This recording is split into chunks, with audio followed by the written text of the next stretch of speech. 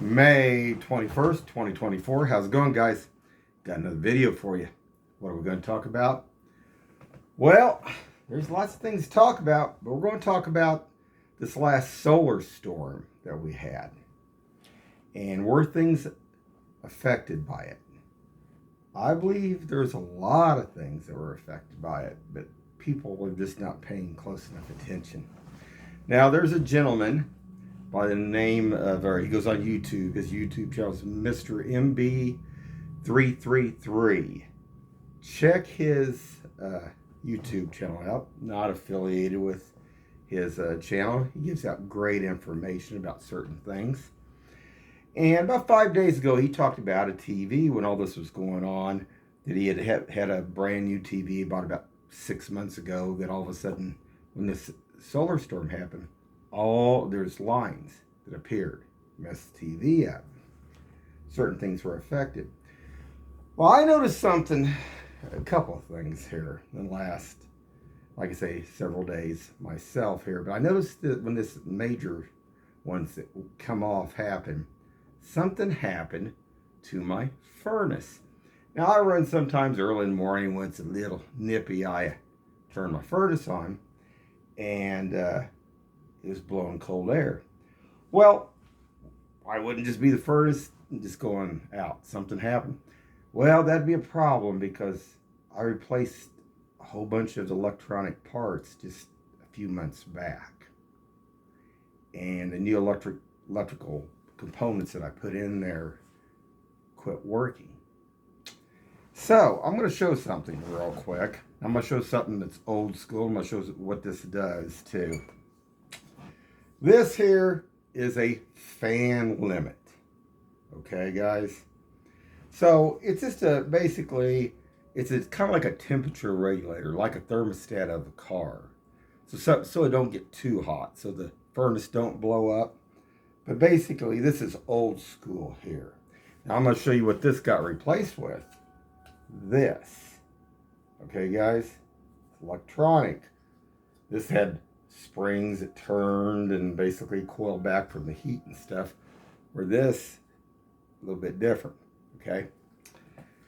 It wasn't the only thing that didn't get knocked out. But also, the thermocouple. Now, the thermocouples are a little bit different today. They plug in. They used to screw in right into the gas valves themselves. But I had also replaced this. Now, in a few months for these both components to fail, I don't think, that didn't seem normal to me. And right when all this happened. Now, I hadn't said anything because I was still waiting to see if there was anything else I come across. And there was something else. Now, my car, I've went to put a clutch in it here, and I can't find a part. I'm looking for a clutch for it. Haven't been able to find it here. But getting on with that, why I'm talking about that is that when I was pulling the transmission out, anything electronic, any of the components or anything, I always take electric tape and put over those sensors. So, anything, whether if it started to rain or something else, it won't get down into where you plug those in. Well, I went to use I usually buy my electric tape in like a 6-pack or 8-pack or 10-pack. And I've never had no problem. Well, I had 2 rolls left that I was using, and they wouldn't stick. Now, why would that be? Well, first thing come to mind, we're going to talk about this, and I want to read something to you guys too. That and then you got to think about how did it affect our human bodies also when this come in. But hold on, guys, just give me a second here.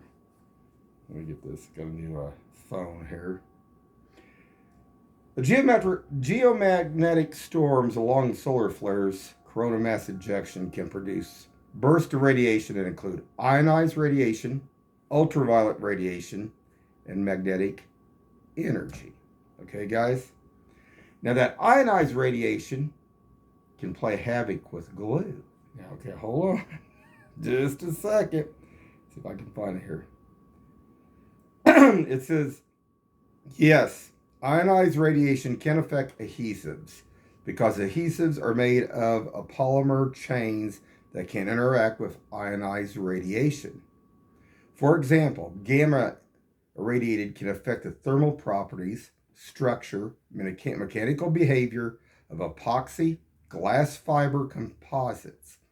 Another study found that irradiation can reduce the bond strength of dental adhesive and resin-based composites. That means everybody's teeth that's had that was glue kind of, it's going to fall out, guys.